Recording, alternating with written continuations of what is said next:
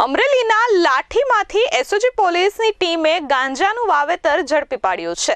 કપાસની આડમાં ગાંજાનું વાવેતર કરવામાં આવ્યું હતું। પોલીસે 77 લાખથી વધુનો ગાંજાના છોડ કબજે કર્યા છે। અમરેલી જિલ્લામાં એસઓજીની ટીમને બાતમી મળી હતી કે લાઠી તાલુકાના કેરાળા ગામ તરફ જતા મતીરાળા ગામની સીમ વિસ્તારમાં એક ખેતરમાં ગાંજાનું વાવેતર કરવામાં આવ્યું છે। કપાસની આડમાં આ ગાંજાના છોડ ઉછરી રહ્યા છે। જે મામલે એસઓજી પોલીસની ટીમે સીમ વિસ્તારમાં જઈ બાબુભાઈ ડેરની ખેતીવાડીમાં દરોડા પાડ્યા હતા અને દરોડા દરમિયાન કપાસની આડમાં ગાંજાનું વાવેતર ઝડપાયું હતું। એસઓજીની ટીમે આરોપી છનાભાઈ પંચાલને તાત્કાલિક જ ઝડપી પાડી 48 જેટલા ગાંજાના છોડ કબજે કર્યા હતા, જેનું વજન 155.865 કિલોગ્રામ હતું, જેની કિંમત 77 લાખથી વધુ આંકવામાં આવી રહી છે। હાલ પોલીસે છનાભાઈ પંચાલની ધરપકડ કરી કાયદેસરની કાર્યવાહી હાથ ધરી છે।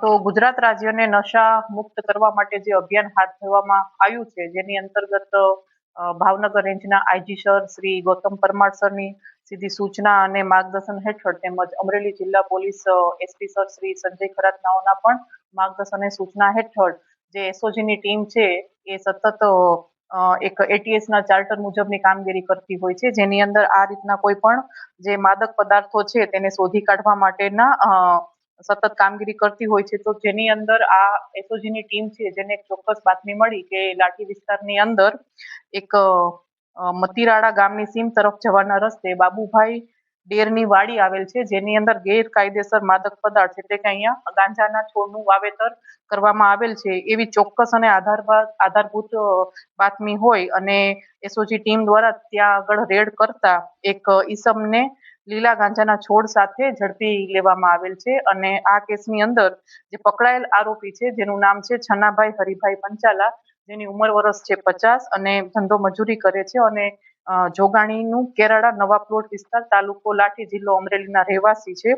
અને આ રેડની અંદર જે પકડાયેલ મુદ્દામાલ છે જે આ ખેતરમાંથી જે લીલા ગાંજાના છોડ આશરે 48 જે છે અને જેનું વજન કરતા 155 કિલો 865 ગ્રામ અને જેની કિંમત 77,93,250 રૂપિયા છે। અને આ આજે જે રેડ છે એનો જે કેસ જે છે એ લાઠી પોલીસ સ્ટેશનમાં ફાઇલ કરવામાં આવ્યો છે અને આગળ જે કઈ પ્રોસિજર છે એ તપાસ આગળ ચાલુ છે।